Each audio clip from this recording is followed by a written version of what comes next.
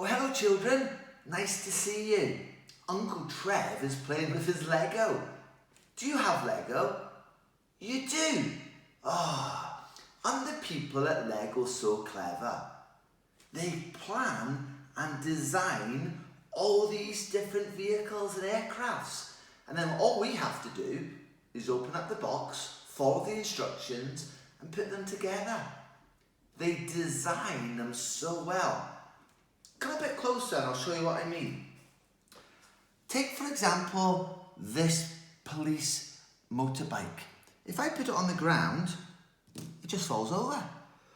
But the clever designers at Lego, they put on these little stabilizers so that when I put it on the ground, it doesn't fall over.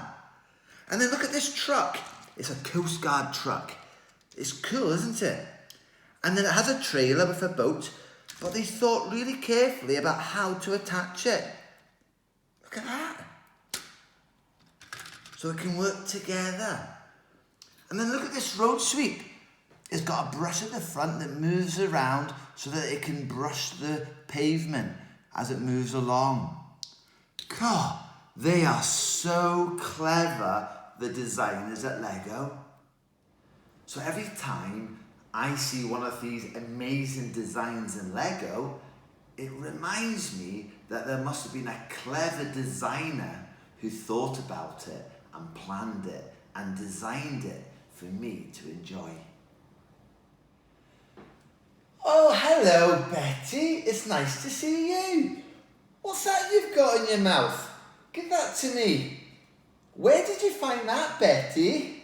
I found it on the kitchen floor. All right. Oh, wow. It shouldn't have been on the kitchen floor. It must have been one of the children who left it there by mistake. We've been playing with Lego, Betty, but you've brought me something really interesting. Let me move the Lego away a little minute. I wonder what this could be. I wonder if the children at home know what this is. Well, have you any ideas, Betty, what you think it could be? What do you think the bit at the top's for?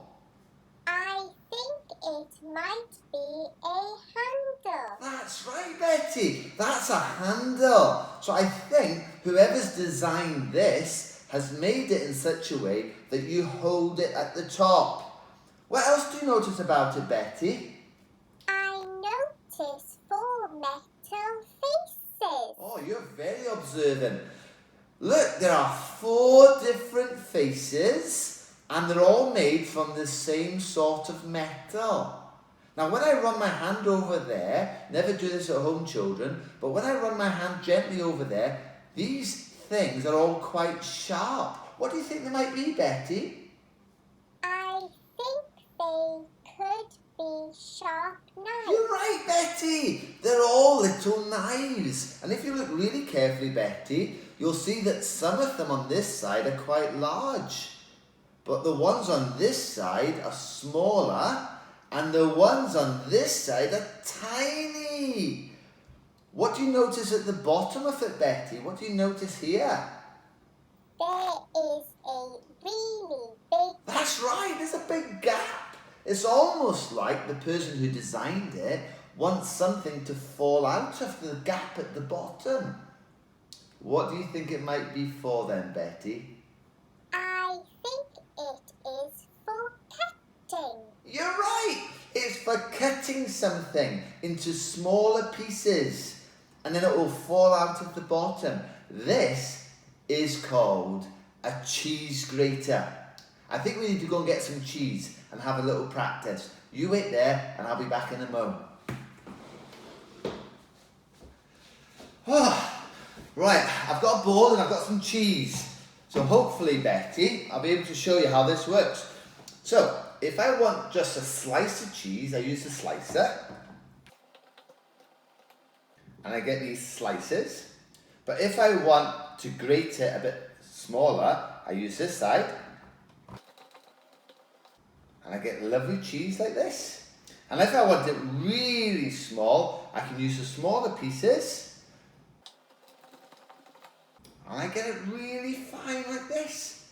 So this is a cheese grater. And whoever has designed this was very, very clever. I could use the cheese to make a sandwich. Great idea. You take the cheese and make a cheese sandwich while I talk to the children on my own. Now we already know that on day 5 of creation, God created the sea creatures and the birds. Well, on day 6 of creation, God also created all the animals to live on the land. Now, God didn't just make the animals, He designed them.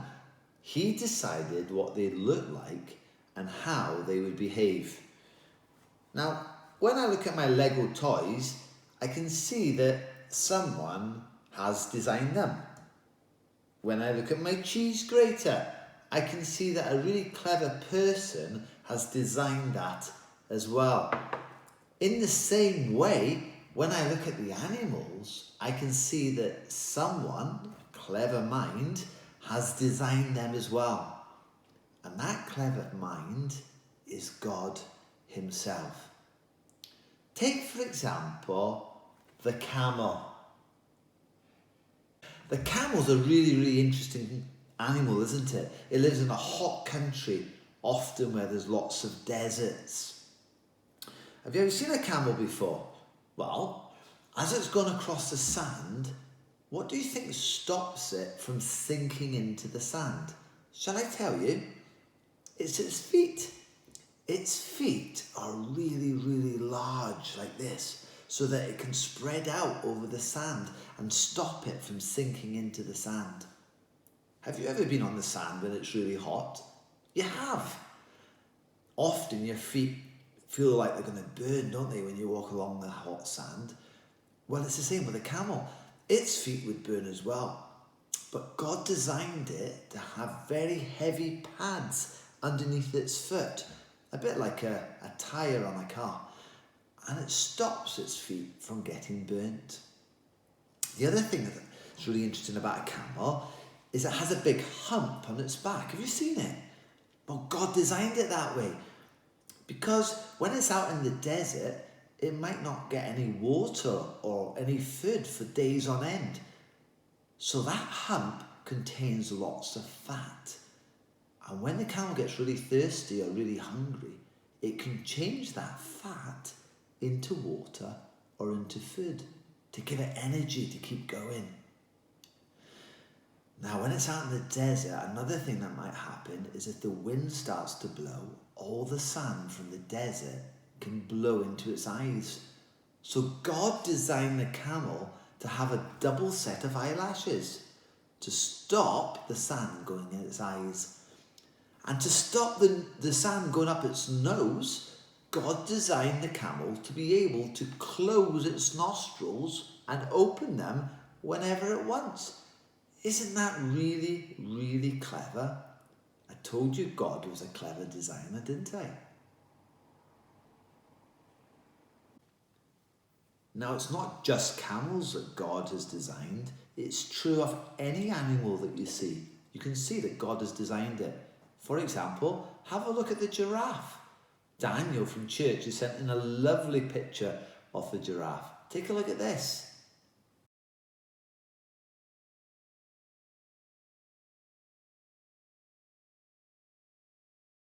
The giraffe is the tallest animal in the world. It has an enormous neck. Have you ever thought why? Well, God has designed it that way so that it can reach the top leaves on the acacia plant that no other animal is able to reach. Now, to have a neck that long, it needs to have an enormous heart. Well, God has designed it that way as well. God has given the giraffe the biggest heart you can imagine, probably about this big, so that it can pump all the blood all the way up to its head. Isn't God a clever designer? And God designed us. He gave us legs so that we can move around. And he's given us hands and arms so that we can pick things up and touch things. He's given us a nose so that we can smell and a tongue to taste. He's given us ears so that we can hear and eyes that we can see. We've even got this skin on our body to keep us waterproof and so that we can feel when the temperature changes from hot to cold. We have been designed in the most marvellous way. But the most important part of your design is this. You have been made in God's image. God has designed you so that you are able to know him, that you're able to talk to him, that you're able to listen to him, that you're able to be a friend with God. You have been designed so that you can worship him and so that you can enjoy him. I wonder today, are you doing what you've been designed to do? Now I wonder where Betty has got with that cheese sandwich. The last I heard, she was going to look at some of the pictures that the children had sent in from church of their favourite animal. Shall we have a look? Betty! Sam? Wow!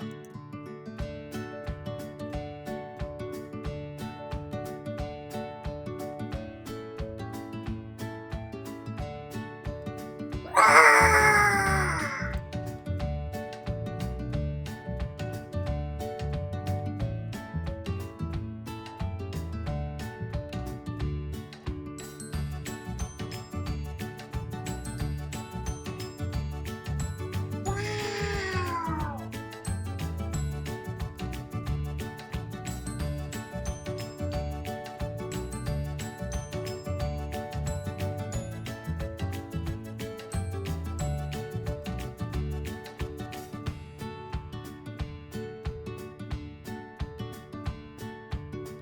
Thank you, children.